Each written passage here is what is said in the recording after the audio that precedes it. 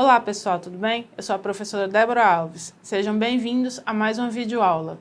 Hoje vamos explorar um tema fundamental no direito processual civil, a natureza e as espécies dos atos processuais. O processo, como sabemos, é uma sequência de atos encadeados que visa alcançar um provimento jurisdicional. Esses atos são cruciais para o desenvolvimento da relação processual. No Código de Processo Civil, o livro 4 da parte geral dedica-se aos atos processuais, subdividindo-se em 5 títulos. Uma vez que a gente achou o tópico dos atos dentro do CPC, a gente tem que entender o que é um ato processual. Esse ato pode ser definido como uma conduta humana voluntária relevante para o processo e se distingue dos atos jurídicos em geral pela sua ligação específica com o processo. E quais seriam as características dos atos processuais, professora? Esses atos possuem características únicas, como a unidade de finalidade e a interdependência. Isso significa que todos os sujeitos do processo vão convergir para um único fim, que é a prestação jurisdicional. A cadeia de atos vai formar uma relação jurídica dinâmica, onde cada ato influencia e é influenciado pelos demais. Nenhum ato pode ser considerado isoladamente, ele tem que ser interpretado levando em conta sua posição em relação aos outros. Aí a terceira pergunta, e como se dá a concretização desses atos? A prática dos atos processuais deve obedecer à lei, que pré-estabelece uma sequência, e, em regra, a forma. O processo é público e, em princípio, não pode haver disposição do juiz ou das partes sobre a sequência e a forma dos atos processuais. No entanto, o CPC flexibiliza essa regra, permitindo mudanças no procedimento nos casos de autocomposição, com o controle do juiz. Também devemos conhecer as formas de classificação dos atos processuais. A classificação dos atos processuais é uma parte essencial para a gente compreender como é a dinâmica do processo.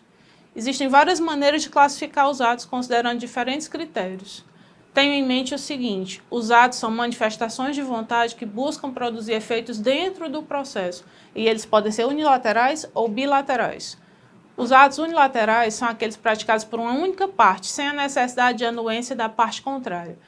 Quais são os exemplos do ato unilateral? A petição inicial do autor, a contestação do réu e os requerimentos diversos que são realizados ao longo do processo.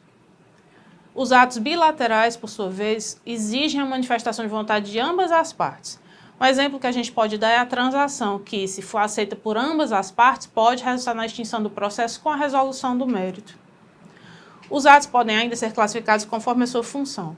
Então, usando esse critério, os atos processuais podem ser atos de iniciativa, que são os que se destinam a inaugurar a relação processual, como a petição inicial. Os atos de desenvolvimento, que vão movimentar o processo, compreendendo os atos de instrução, como provas e alegações, e de ordenação. E os atos de conclusão, que são atos decisórios do juiz ou dispositivos das partes, como a renúncia, a transação e a desistência. Outra classificação possível, que é a que é utilizada pelo Código de Processo Civil, tem como critério sujeitos envolvidos. Assim, temos os atos das partes e os atos judiciais. Vamos explorar essas categorias. Os atos das partes se referem àqueles praticados pelo autor, réu, terceiros, intervenientes ou pelo Ministério Público durante o processo. São ações que vão envolver o exercício de direitos ou poderes processuais, bem como o cumprimento de ônus, obrigações ou deveres decorrentes da relação processual. Esses atos, como todo ato jurídico, são essencialmente declarações de vontade, que são geralmente expressas, mas podem, em algumas situações, se manifestarem de forma tácita ou implícita. Pelo princípio da liberdade das formas, as partes têm autonomia para escolher a forma de praticar os atos processuais, desde que a legislação não exija uma forma específica. Isso significa que se um ato processual for realizado de uma maneira não prevista em lei, mas mesmo assim ele produzir os efeitos desejados, ele não será invalidado. Fique atento, não são apenas as partes que praticam atos processuais, mas também o órgão jurisdicional e seus auxiliares. Esses são os denominados atos judiciais e se dividem em atos do juiz e atos do escrivão ou chefe de secretaria. Os principais atos do juiz são os pronunciamentos judiciais que estão listados no artigo 203 do CPC. Os pronunciamentos são decisões que vão afetar diretamente o curso do processo, alterando direitos e deveres das partes. Quais são esses atos? A sentença, as decisões interlocutórias e os despachos.